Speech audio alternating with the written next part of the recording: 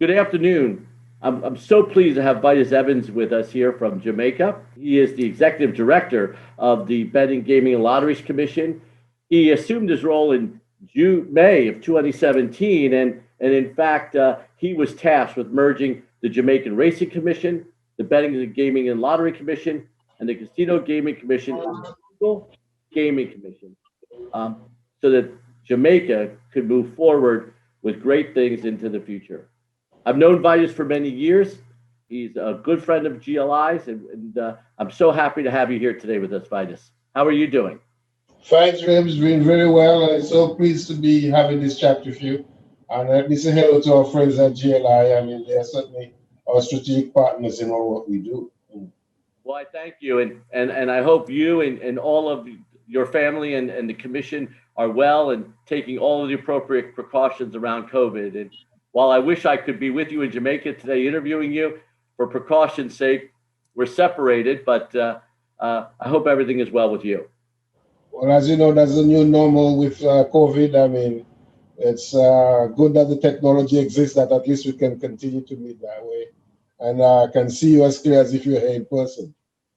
Right. So why don't we just jump right in? In Jamaica, what makes Jamaica very different is lottery operators are private companies. Well, how does that benefit Jamaica, and why is it set up that way? James, in the wisdom of the government, they actually felt that they should bring competition to the sector. I believe that in most jurisdictions, as you know, it's the government of the state that actually run lotteries. But as you said, in Jamaica, most of the operators are private companies.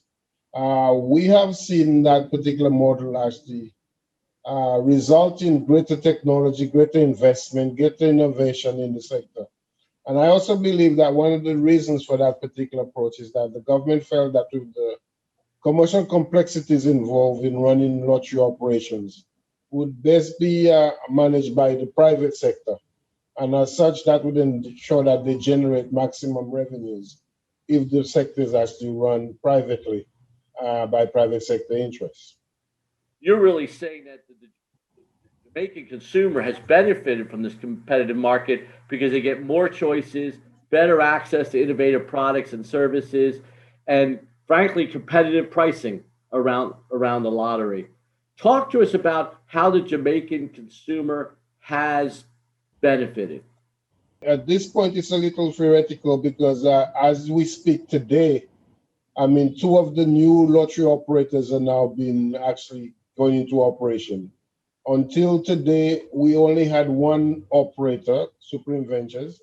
And over the past few weeks, we've been doing the due diligence, and it's only this week that two new lottery operators will be actually joining the market. Goodwill Gaming Enterprises and Maho Gaming Enterprises. But we are certain that there will be benefits for all concerned, just as you said, both for the players, the government, and the operators themselves, because since it came to light that we are having two new operators coming in, we've seen additional investment from Supreme Ventures, which is the only company existing right now. We've seen that they've extended their retail outlets. They've bought into play the whole handheld devices in terms of how they can reach their customers, and we can see better games. And from the two new operators ourselves, we've had the opportunity of actually looking at the games that they're bringing in. And I mean, you at GLI yourself had a chance to actually review some of those games and for us. And we can see there are new and exciting games that's been coming in. And I think that's what competition does. That's how it actually brings new games, new innovation, extension, and whatever to the industry. And I think it will be a win-win for all. We talked about the consumer behavior, and obviously we're right in the middle of COVID, and consumers are not able to get out and are not able to do all the things that we used to do just a year ago. Has COVID changed the behavior of how Jamaica citizens are playing the lottery in the last year? Have things changed? James, there's no doubt that COVID has impacted all industries. It's impacted the entire world, and the gaming industry is no different. And what we have seen is that the technology that's been brought into play because of the whole COVID situation has certainly allowed greater flexibility into the market. And I know there will be no going back. I think that's here to stay. I mean, the convenience that the customers and the consumers enjoy now in terms of having more online gaming. I mean, as we have more health and devices in terms of trying to reduce the queuing for buying lottery tickets and so on. And from the manufacturer side, I mean, in trying to deal with the whole COVID situation, the kind of products that they're putting out, I believe that it will certainly be here to stay. And we have seen also, strange enough, when COVID came in, we made certain adjustment to our budgets, thinking that there would be some major impact in terms of reduction in revenue. But as to our surprise, I mean, that has kept up because I think as people are staying in and they're looking at things to do or whatever, and then they have the online gaming and other forms of entertainment doesn't exist for them. I think they have actually turned to more lottery type games for entertainment, and that has actually seen an improvement in revenues.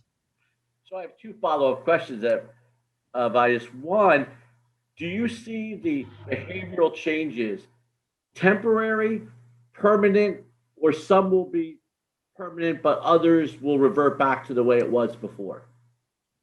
I believe that most of them, from where I sit, will be permanent. I can't see them going back to that. I mean, as I said, if you take even from our own work environment, I mean, we had the whole issue of work from home as a temporary situation. Now we've actually decided that the benefits we've seen flowing from that, we're now going to make that a permanent feature in terms of how we do our work at the commission. Similarly, I think, as I said before, the convenience that the consumers now been able to actually enjoy in terms of staying from home, the advent of the smartphone and the smartphone being put to greater use, the whole approach in terms of, I think even before that, James, there was a change because the change in demography and in terms of the demands and the expectations of the consumers, I think you're already seeing the change, and I think COVID has only enhanced some of that practice, and it's here to stay. I think we, as the regulator and also the suppliers and manufacturers, if we are taking our lead from the consumer, we certainly need to actually look at how we actually package the product and the services that we provide right now. Vitus, as you bring on these two new operators, private operators, to join your existing one, is your thought that the revenue will expand from where it is today in terms of 3 operators rather than just one? Are you anticipating an uptick in revenue? Certainly, we expect an uptick in revenue because we believe that what we call the illegal market, the illegal operators out there, might be as large as the legal ones. I mean, we think about 50 to 60% of the market is still in the hands of illegal operators. And I mean, with the coming in of 2 new operators, we're not expecting just to cannibalize the market. We expect them to extend the market by actually having the reach that will allow them to go into the illegal market and actually take in and bring some of that product in. Because what we have found is that even the competition amongst the legitimate operators, when the competition comes on, will allow them to actually provide and give out prices that actually are in line with what people are getting from the illegal market. So again, players and consumers might see no need to go to the illegal market and come into the legal market, and we can see certainly increasing revenues flowing from that. You brought up something that I wasn't really going to ask you about, but it's very interesting. Your illegal market, does your gaming and lotteries, gaming and lottery commission have any role of trying to reduce that illegal market by working with law enforcement, or is that a separate division within the Jamaican government that's tasked with thinking about how to reduce that illegal component? No, that is a part of the commission itself. We have a enforcement division. I think, to be honest, I think if it's not the largest, it is the second largest in terms of staff complement, because of the size of the illegal market. And they have no powers of arrest, but they will be accompanied by the law enforcement officers when they go out, and they will certainly have powers to seize the illegal machines that they find and any cash that they find operating. And then the Betting, Lotteries and Gaming Act actually have a number of sanctions in terms of what's applied once you actually have actually caught any illegal operators out there. So it's an integral part of our organization. Let me just shift gears. Ever since I've known you, you've always been into technology and you love the new stuff and all of those kinds of things. What technical innovations of the lottery equipment are you most excited about? What do you see coming that really you think is going to be great? I mean, the industry is just so exciting with all the various technology changes that's coming in, James. I mean, you have the whole issue of what's happening with artificial intelligence within the sector and how that's going to help us out with consumer service to the consumer. You have data modeling that actually allow you to actually get an understanding about the playing pattern of the various customer to see if there are any excesses in terms of looking at responsible gaming and taking that on board. When you speak of the virtual and augmented reality, I mean, in terms of what that brings to the sector, whatever, I mean, it is just enormous in terms of facial recognition that will allow you to deal with onboarding and whatever and going forward, and then how you deal with the whole issue of the technology, the geolocation in terms of how you know exactly what is happening, and for us regulators to be able to actually have that finger on the pulse as to what's happening where. I mean, those are all the things that we are looking for. And we believe that with the advent of the smartphone and with what is happening with online gaming, with iGaming, I mean, and the whole area of sports betting, I mean, we are actually in for exciting times. And that's exactly why we believe in competition in the sector, because it allows that investment to be made, and then you'll actually have the technology in place, and then it's to the benefit of all concerned. That's just a great answer. It ties everything together that we've just been speaking about. Before we leave Jamaica and go to the larger Caribbean, question about, you've been very active in electronic lotteries. And I understand you've been developing the technical standards for electronic lotteries. What does those technical standards and electronic lotteries mean for Jamaica and for the larger industry there in Jamaica? We are pursuing those standards because we actually want to benchmark ourselves with the best in the world. We want to ensure that the integrity of what is on offer in the industry is the best, and it competes and it's on par with anything else in the world. So we are very proud in terms of the effort we've made in terms of ensuring that we have those technical standards in place, that anyone who wishes to participate in the industry, they know the standards that we are looking for. They know the standards that they must actually adhere to actually get there. And because of that, I think that the integrity of our system and confidence in the system is one that, I mean, we have no difficulty in, and we have seen, and we have actually, praise have been heaped on us by everyone who's actually visited and seen what we're doing, and actually can see that the standards that we're doing. And for that, I must actually take the opportunity to actually compliment and congratulate GLI in terms of the support we've had in developing some of those standards. I want to just talk a little bit larger picture around the Caribbean region, with respect to iGaming. How do you think about iGaming expansion in Jamaica? And do you think there's an iGaming expansion possibility throughout the Caribbean? Jamaica and the Caribbean, like everyone else, I mean, they are certainly looking at the growth sectors in the industry. And certainly iGaming is one of the areas, not only because it brings opportunities, but with the changing consumer demands and the expectations, the use of the smartphones and so on, and everything is now online. And again, with the advent of COVID, as I mentioned earlier, there's no doubt that iGaming is now with us, it's with us to stay. And to that extent, it is the area that we are looking at and see exactly the expansions that can take place in that particular subsector, and working together to actually bring in the products that actually will benefit the consumer as well as the operators. What do you see next for the gaming industry in Jamaica, but also the larger Caribbean? I would like us in terms of the Caribbean to actually, and that's why I'm so strong on standards, because I want to get to a position where the consumers and the operators have confidence in the integrity of a well-regulated industry in the Caribbean. I mean, they can actually have the confidence that we are doing things the right way, and then we are actually seeking to balance the interests of all concerned. We know that the operators are there to make money. We want to regulate, but not to over-regulate. We'd like to see that most of the players in the industry actually recognize the role that they play, and actually we are all in the background to see that things are okay.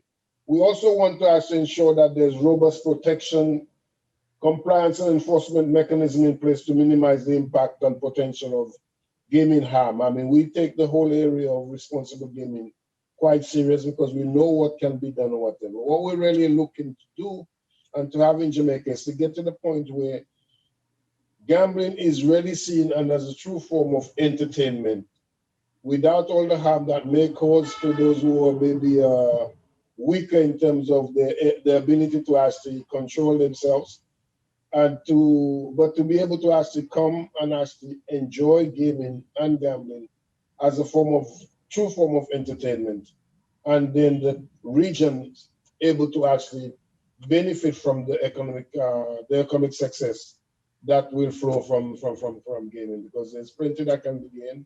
And also, I am also a great proponent of the good cause effect in terms of when, and that is, I guess, in the entire Caribbean, most countries, I mean, an important part of what happens with the revenues from lottery or from gaming goes towards good cause. And I mean, there are a number of good causes that we are supporting, whether it's education, health, or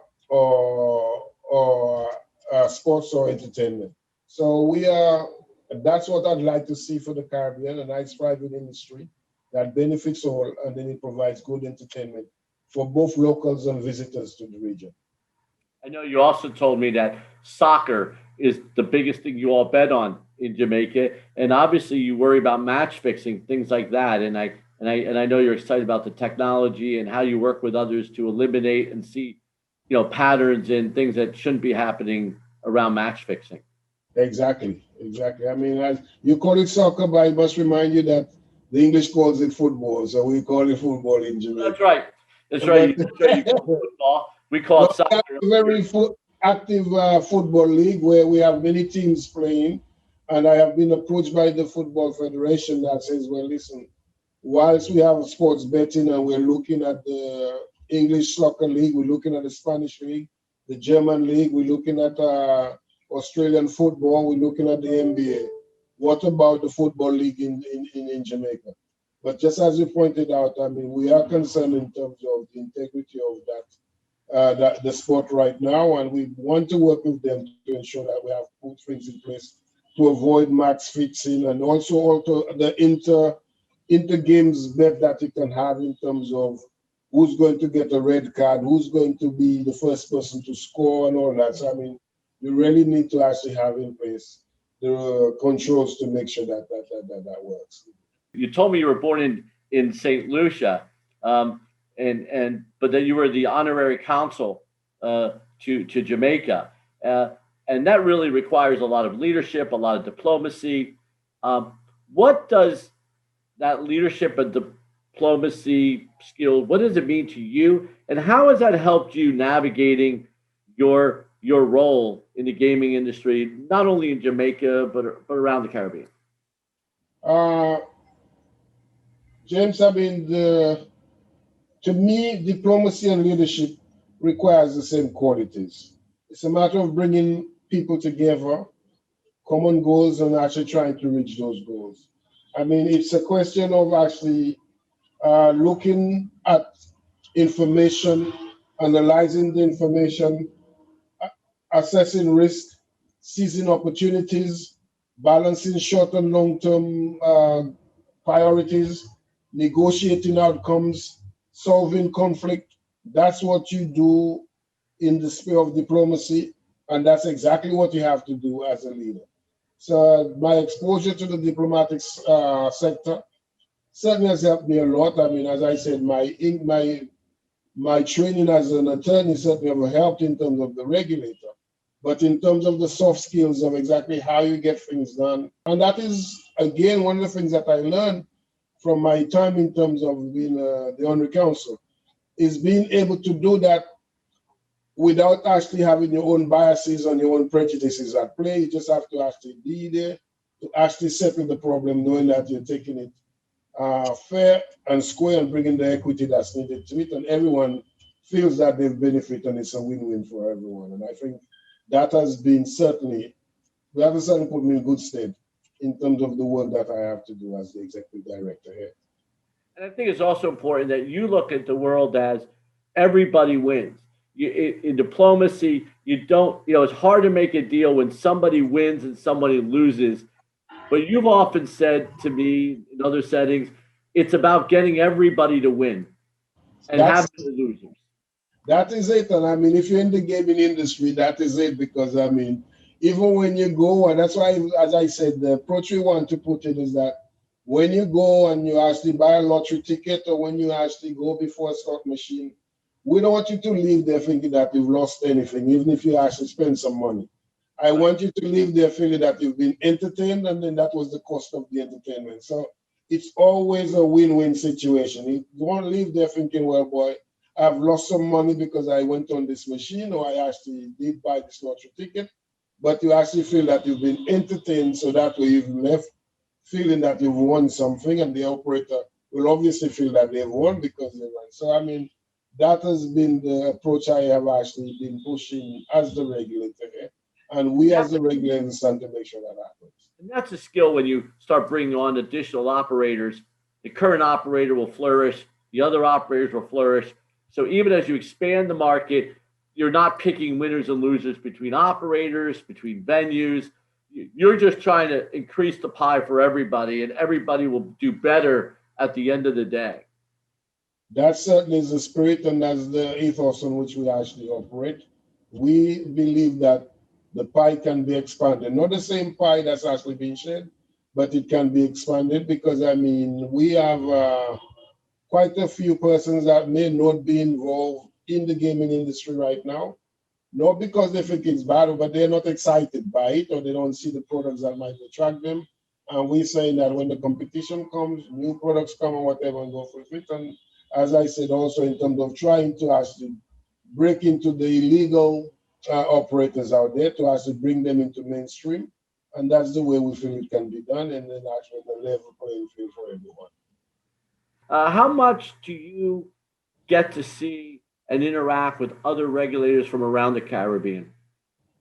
Not as much as I would like, just because I know that you have attended most of the GLI conferences, and you've also IAGA conferences or whatever. We have most of the operators in Jamaica. I mean, I was working with the regulator Curacao to try and actually see exactly whether we could actually have an association. I like what GLI does because you try to bring the Caribbean and Latin America together in terms of what this. So I get an opportunity to meet with the other regulators. In terms of the operators, again, Supreme Ventures in Jamaica actually operates across the region because they have a super lotto that they actually provide across the region. So that gives us an opportunity to go there. And whenever there's a winner in any one of the islands, I mean, someone from my company actually goes down to actually supervise the giving of the prize or whatever. So there is that interaction. But I mean, Jamaica by far, and I'm not saying that in terms of boasting, we are by far in terms of the Caribbean itself, in terms of being the most advanced. So it's us to try and bring them, and we are always prepared to share our knowledge and share expertise and our experiences with the other member islands in terms of how we can assist them. I am so pleased that we've been able to have this talk today. Again, my guest today was Vitus Evans, of the Executive Director of the Betting, Gaming, and Lottery Commission of Jamaica. And, lots going on down there in Jamaica and around the entire Caribbean. And I thank you for sharing your thoughts with us today. Thank you very much, James. And my regards to all at GLI. I mean, it's certainly good. And I think you should continue this particular exercise, and actually going to be happy to see all those discussions with my other counterparts elsewhere, or even if it's the operators, to see exactly the thinking that's actually that's out there with others in the industry. Thank you very much. Thank you.